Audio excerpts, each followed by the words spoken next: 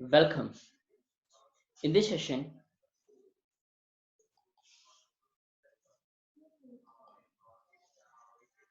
we are going to see about wet process. It is the topic coming under desulfurization of flue gases.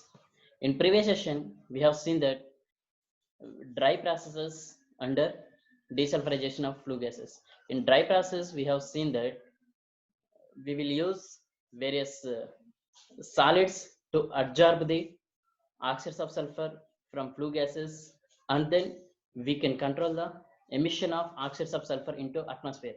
In wet process, we will use various liquids to control the emission of oxides of sulfur into atmosphere.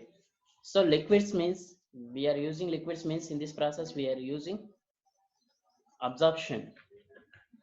That means we will use various liquids to absorb the oxides of sulfur from flue gases.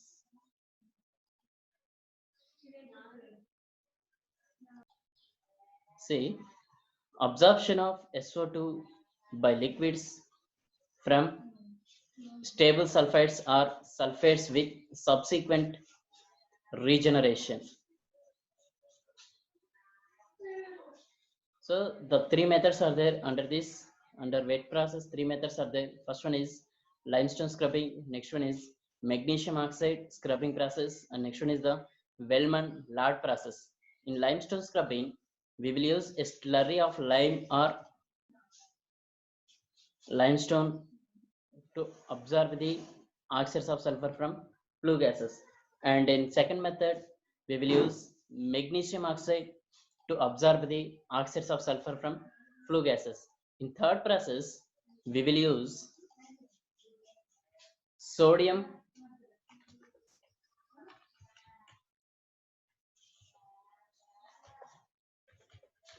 sulfide to absorb the sodium sulfide solution to absorb the oxides of sulfur from flue gases. So these are all the three methods, and about the three methods we are going to see in this session. Coming to limestone scrubbing.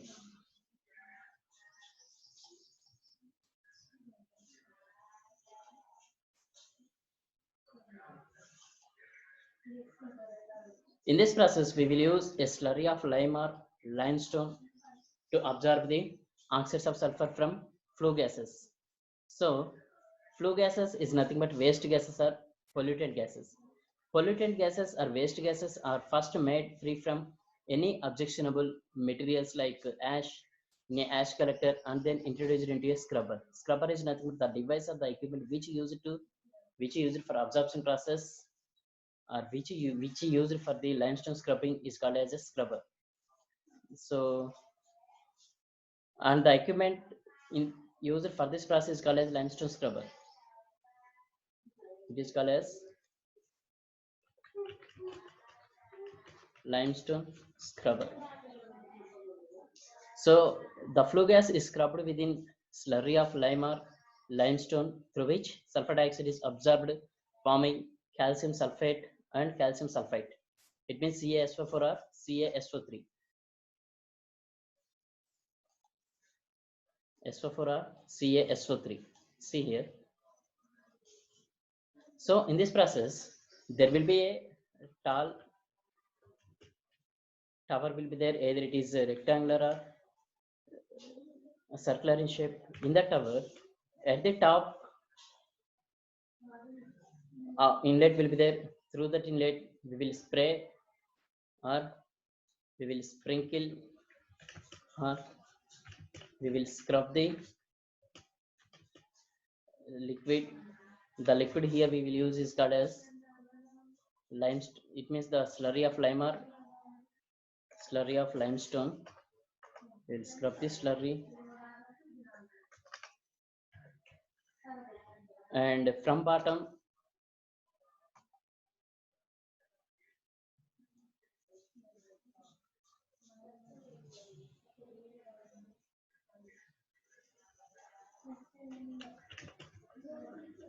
From bottom, we will allow the pollutant gas streams into the tower. So it means in this tower, the tower is called as a scrubber, limestone scrubber. So in this limestone scrubber, the slurry is sprinkled at the top of the tower. It means from the top, the slurry move in downward direction and the pollutant gases enter in the bottom of the tower. So from the bottom, the pollutant gases moving in upward direction. So when it means when the gas are moving in upward direction and the pollutant, it means and the slurry is moving in downward direction.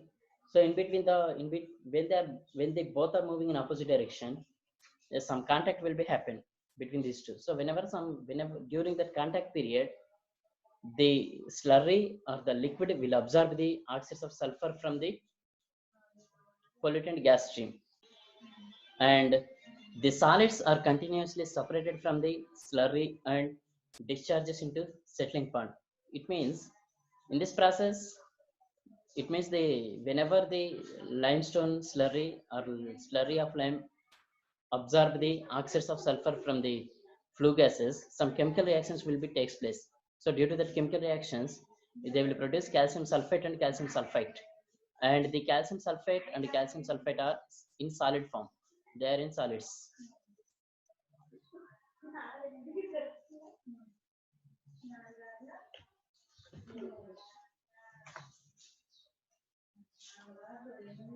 So the both are solids. So to separate these solids from the slurry or from the liquid, we need to use settling tank or sedimentation tank. So see, the solids are continuously separated from the slurry and discharged into settling pond. It means by using settling tank, we will separate the solids and then we will discharge them into settling pond. After that, the remaining liquid of pH 6 to 8 is recycled back to the scrubbing tower after fresh lime or fresh limestone has been added. It means in this process, it means due to the chemical reactions between the slurry and the absorbed oxides of sulfur, calcium sulfate and calcium sulfate will be produced. They both are in solid form, and the solids, it means calcium sulfate and sulfate we can separate by using settling tank. After that, the liquid contains pH. It means the pH of the liquid will remains, the pH of the liquid will be in between 6 to 8, and then we can also recycle the liquid from the spent absorbent. So then that process is called the recycling or the making fresh the absorbent is called as regeneration process. It means it means the what is the mother liquid here, the absorbent whatever we are using initially is called as mother liquid. So in this process, the mother liquid is the slurry of lime or limestone. So we can also recover or we can also regenerate the mother liquid in this process, that is called as regeneration.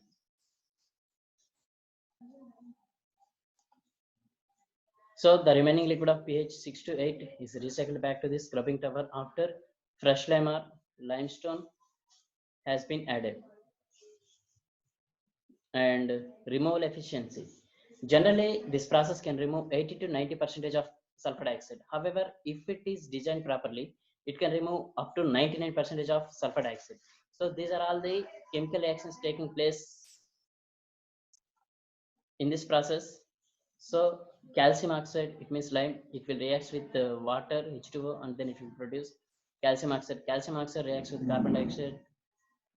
It means carbon dioxide of the flue gases, and then it will produce carbon CaCO3, calcium carbonate, and then that calcium carbonate again reacts with carbon dioxide, and then it will produce calcium bicarbonate. That calcium bicarbonate again reacts with sulfur dioxide, and then it will produce calcium sulfite. That calcium sulfite reacts with the oxygen, single oxygen, and then it will produce calcium sulfate.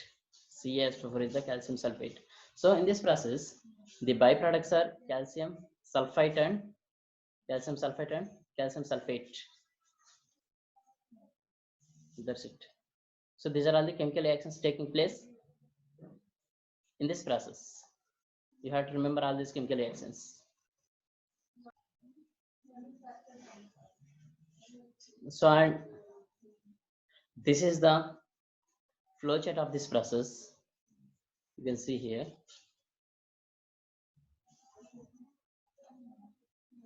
So this is scrubber. Scrubber is nothing but the unit or the equipment which is used for this process is called a scrubber or observer.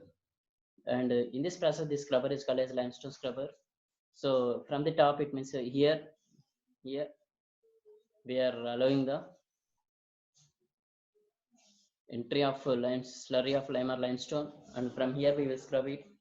So then from the bottom, it means from here we are allowing the entry of flue gases inside of the tower. So here from here they are entering, and then they will move in upward direction. The gases will move in upward direction, and from here the liquids will or the slurry will move in downward direction. So when they both are moving in opposite directions, some chemical reactions will take place. That process called as absorption, and due to that chemical reactions, calcium sulfate and calcium sulfate will be produced. The calcium sulfate and calcium sulfate both are solids, and by using settling tank or sedimentation tank, we can remove that solids. And after removing the solids to that liquid, we have to add fresh lime or limestone, and some quantity of water we have to add. And due to this process, the spent absorbent, it means the initial whatever the lime or limestone we are using, it will become fresh. It means that process, it means in the settling tank, the separation of solids, it means solids means calcium sulfate and sulfate. And after separation of the solids, the addition of fresh lime or limestone and some quantity of water is called as regeneration. Regeneration means the process of making the spent absorbent or used absorbent fresh, and then it will be usable for the, and then making it as usable for the next process is called as regeneration. So the whatever the absorbent we are using here, it is regeneratable, and also we can that's it. It is this is also regeneration process.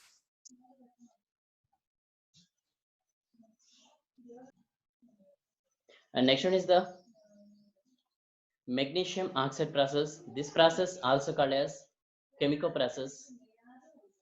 And in this process, we will use the slurry of magnesium oxide. And for this process, we will use a scrubber that is called as Venturi scrubber. It means for the magnesium oxide scrubbing process, we have to use Venturi scrubber. Venturi scrubber, this is also a kind of absorber.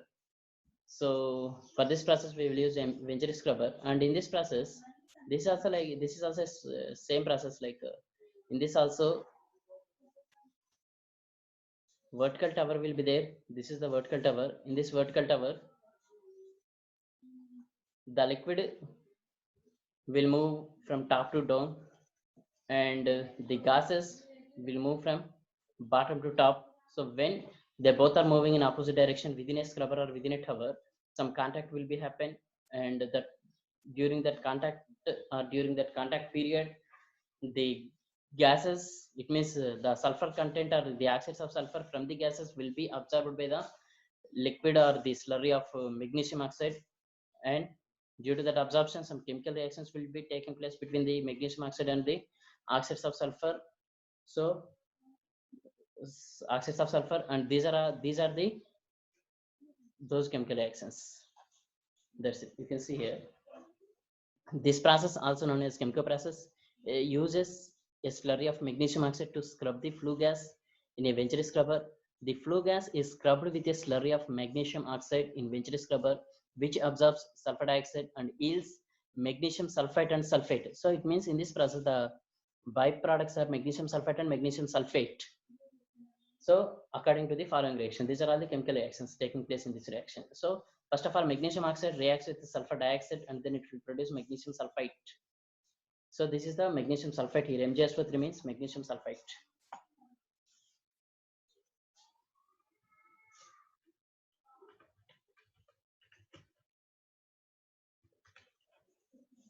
And that magnesium sulfite will react with the sulfur dioxide again, and then it will produce magnesium bisulfite, MgHSO3 twice. It is the magnesium bisulfite. And that bisulfite of the magnesium sulfite will be reacts with, again it will react with magnesium oxide. Here the mother liquid or the used absorbent is magnesium oxide. The chemical formula of magnesium oxide is MgO. So again, the bisulfite reacts with magnesium bisulfite and it will produce magnesium sulfite again, MgSO3. So that magnesium sulfite again reacts with a single molecule of oxygen and then it will produce magnesium sulfate. So this is the magnesium sulfate. MgSO3 means magnesium sulfate.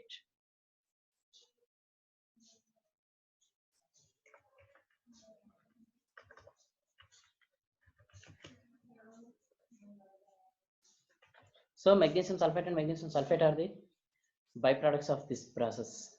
It means the ultimate end products of this chemical reaction of this control method of this absorption process.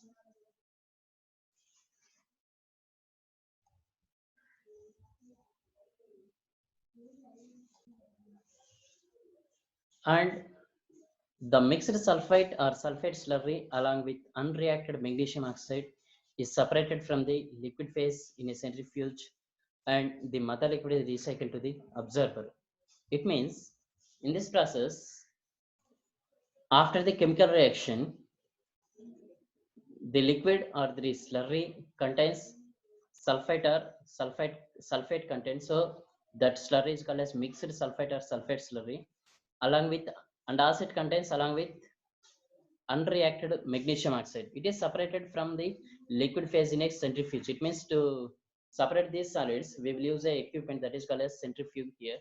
So by using centrifuge, we can separate these solids, solids of sulfite and sulfate, and also unreacted magnesium oxide.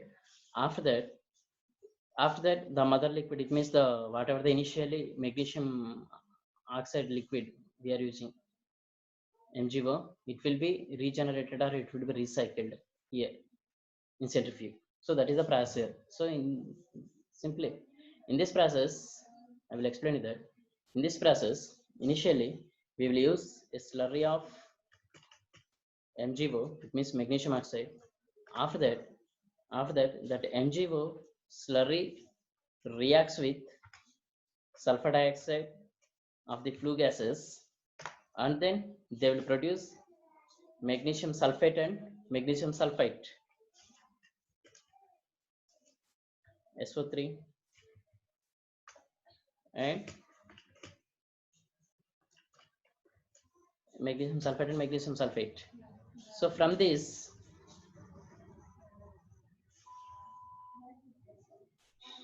and from this after the production of, or after the formation of magnesium sulfate and sulfate, that slurry contains, it means a mixed sulfate and slurry, and also it contains some unreacted magnesium oxide. So by using centrifuge, we can separate all these. It means the sulfates and unreacted magnesium oxide, we can separate all these things. So once we separate all these things, we can get the mother solution, whatever the solution initially we are using. So that process is called as regeneration of the absorbent. After this, the centrifuged wet cake is dried and regenerated in a calciner. So carbon is added in the calcining step to reduce any MgSO4 to MgO and SO2. So this is the chemical reaction will taking place during the regeneration. MgSO4 plus half C gives, it means the magnesium sulfate reacts with the half molecule of carbon, and then it will produce magnesium oxide, sulfur dioxide, and half molecules of, or half of the half molecule of carbon dioxide. So this is the chemical reaction taking place during regeneration of the spent absorbent. This is the chemical reaction taking place during the regeneration of the spent absorbent. After that, we can also regenerate the, it means we can regenerate the spent absorbent or utilized absorbent. After that, the spent absorbent, it means the regenerated absorbent will be fresh, and then it can be used as absorbent for the further treatment process. That's it. This is simply about this process. So the magnesium oxide is returned to the process, while the concentrated sulfur dioxide can be reprocessed into sulfur H2SO4, means sulfuric acid or elemental sulfur. Okay, that's it. This is the flowchart of the magnesium oxide process. Next method is Wellman's Lord process or single alkali process. So see here, I'll explain you. In this process, we will use the slurry called, we will use the liquid called solution of sodium sulfate. It means in this process, we will use sodium Na2SO3, sodium sulfite solution as absorbent. So in this process, we will use sodium sulfite as the absorbent to scrub the flue gas in a absorber. In this process, sulfite is converted into bisulfite as the sulfur dioxide from the flue gases is absorbed by saturated solution of sodium sulfite according to the following reaction. So this is the chemical reaction taking place in this process. Sodium sulfate Na2SO3 reacts with the sulfur dioxide and water, and then it will produce 2NaHSO3. 2NaHSO3 means sodium bisulfite.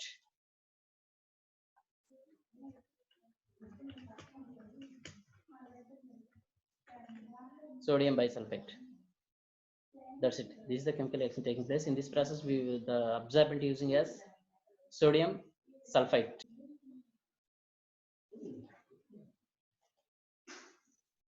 So see, this sodium bisulfite formed is led to double effect. Evaporator come, crystallizer, where it decomposed into sodium sulfite at a temperature 100 degrees centigrade.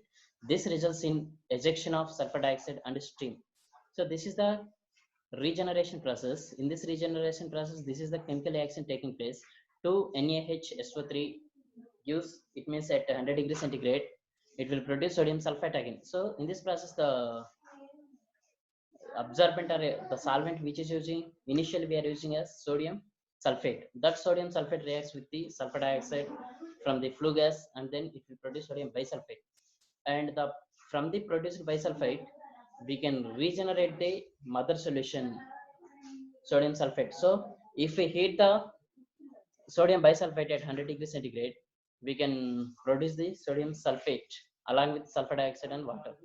So in this process, it means for the regeneration, we will use evaporation come crystallization. It means evaporator is used for evaporation and crystallizer is used for crystallization. Crystallization is nothing but the process of formation of solids is called as crystallization.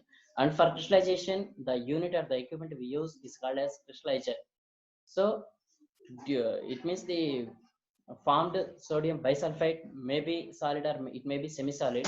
So we have to make it solid first of all. It means to make the sodium bisulfite solid, we will use evaporator and crystallizer, and that process will take place at 100 degrees centigrade. So due to this process, we can regenerate the mother liquid. And in this process, the fly ash also will be produced because we are evaporating or we are heating this solution at 100 degrees centigrade. So that's why whenever we heat or whenever we combust or whenever we burn any substance at high temperature, some fly ash will be produced. So that fly ash is removed before sulfur dioxide scrubbing to keep the rate of its accumulation in scrubbing liquid. So sulfur dioxide and water vapor released from the evaporators are passed into a condenser, and the product goes to the dissolving tank for dissolution of sodium sulfate crystals, and the rich sulfur dioxide gas is processed.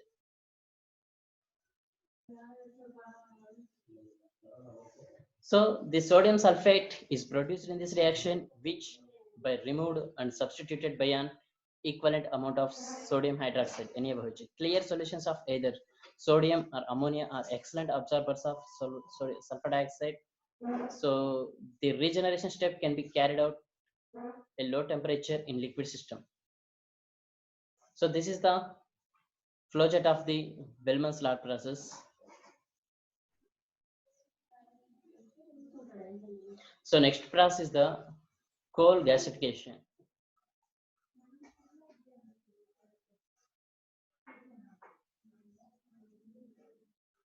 Coal gasification is nothing but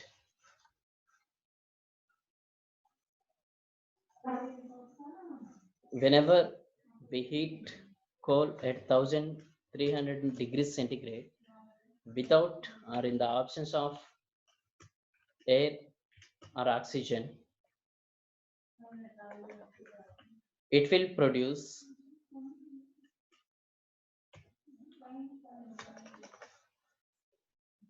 it will produce two products. That product is called as coke and coal gas. So that process is called as coal gasification. It means the burning of coal at 1300 degrees centigrade without or in the absence of air or oxygen is called as coal gasification. So at this time, it will produce two products that they are called as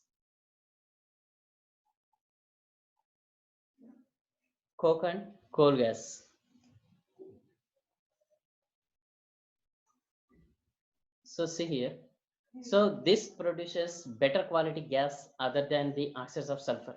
This remove both organic and inorganic oxides of sulfur. So initially, in initial session, we have discussed that the sulfur content present in coal or in any other fuel in two forms. There, that is organic sulfur and inorganic sulfur. The inorganic sulfur we can separate from the coal by washing, and to separate the organic sulfur from the coal, we need some chemical reactions or we need some chemical process. Okay, now so this process, it means the coal gasification process can separate the both organic and inorganic oxides of sulfur, and also this process is affected with partial oxidation of coal in presence of oxygen and steam. It means for the production of coal gas and coke, we need to burn the coal at 1300 degrees centigrade without air. But for this separation of oxides of sulfur, we need to use partial oxidation. It means we need to supply some small quantity of oxygen to the process. Then only we can separate the oxides of sulfur from the coal. Understand or no? So that's why here we will use a partial oxidation process. This process yields carbon monoxide and hydrogen. It means the byproducts of this process are carbon monoxide, hydrogen, along with coke and coal gas. So one more important point we have to remember here: whenever we burn coal at high temperature in the presence of air is called as coal combustion. Whenever we burn coal at high temperature in the absence of air is called as coal gasification or production of coke. By using this process also, we can separate the sulfur content from the coal. So it means this is also a type of desulfurization process. Coal gasification is also a type of desulfurization process. Because here we are separating the sulfur content from the coal. Next method is microbial method. This is a type of desulfurization process. In this method, a sulfur deficient bacteria is utilized. Sulfur deficient bacteria is first cultured in medium which contains all nutrients except sulfur. When they pass through air containing sulfur, they utilize it for their growth. Example of such bacteria is IgT57. So you see here, in this process, we will use microorganism or a type of bacteria to separate the sulfur content from the coal. So for this process, we have to prepare a culture. Culture is nothing but the circumstances. Culture is nothing but circumstances favorable for the survival of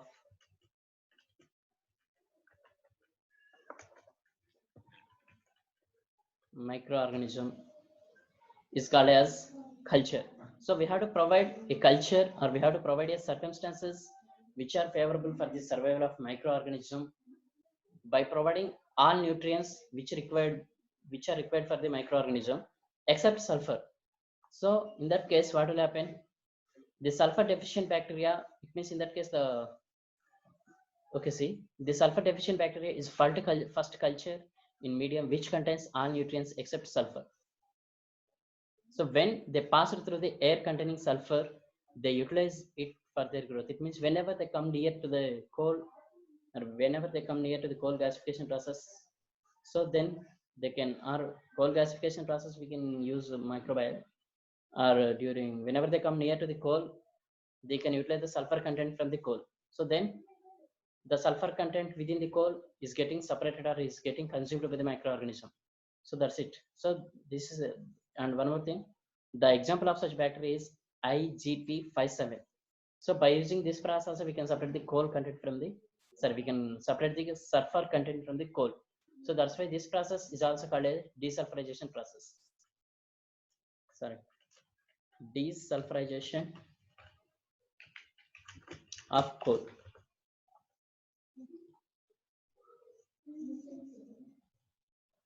So I will conclude now. In this session, we have seen that various wet methods for the desulfurization of flue gases. So wet method means we will absorption process where you solve liquids or slurries which we can, by which we can absorb these oxides of sulfur from flue gases. So by that we can separate, by that we can control the emission of oxides of sulfur through flue gases into atmosphere. And also we have seen two different methods. They are called as coal gasification and microbial method. So these two are the methods, desulfurization methods, which we can apply to the coal. It means before the coal burned into the industry. So it means these two methods are called as desulfurization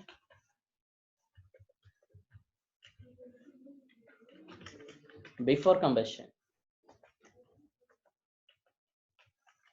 So these two methods come under desulfurization before combustion. And these two methods are not widely used, and sometimes or some rare cases that people will use, and we have to study about these two methods. So that's it. This is about the session.